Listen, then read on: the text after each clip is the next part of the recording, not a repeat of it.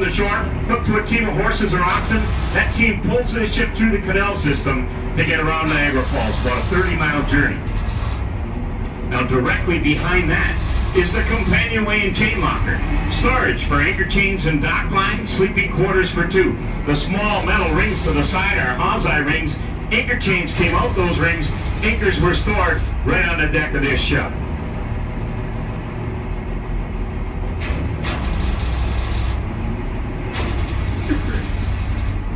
Now as we continue to drift, we're going to go over a couple holes in the deck of the ship. The first one's going to be a larger hole. It is the foremast hole, 3 feet in diameter. The mast that stood from that hole, 110 feet tall, made out of a white pine. Now directly behind that is the smaller hole, the bilge pump hole, about 12 inches in diameter. And from that location right there, they would manually pump water from the hull of the ship anytime she took on water from rough seas or heavy rainstorms. Then you have the front or forward cargo hatch, a loading area for this vessel. And that's going to be followed by a narrow opening right down the center of the ship. Centerboard trunk is built into the hull of the ship here. All of these ships were equipped with raisable centerboards, 40 feet long, 8 feet tall. And they would raise them right up into the hull of the ship, going through the shallow waters or canal systems, drop them back down in open waters, help navigate the ship, keep it running straight. We're approaching the midship area.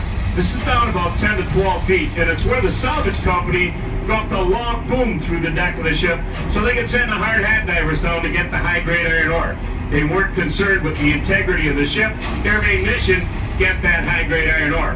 Hard hat divers, guys with the great big brass helmet, leather suit, air hose running up to the surface, and hopefully his best buddy up there pumping up some fresh air, because he'd spend hours down there loading chunks of iron ore into huge buckets, and then they would hoist it up.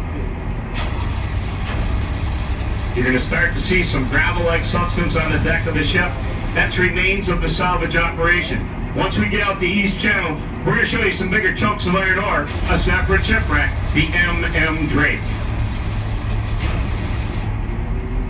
Now as we continue to drift, we're going over the aft or the rear cargo hatch. This is another loading area for the vessel. Then if you look towards the back viewing well, you can see a piece of broken side rail. It's a 55-foot piece that was broken off by divers back in the 60s. Prior to 1980, divers would tie off right through this shipwreck on a windy day. They snapped that side rail.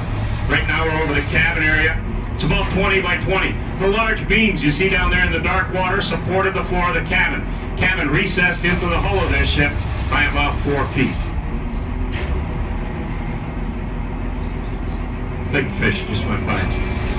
Then you have the small hatch here.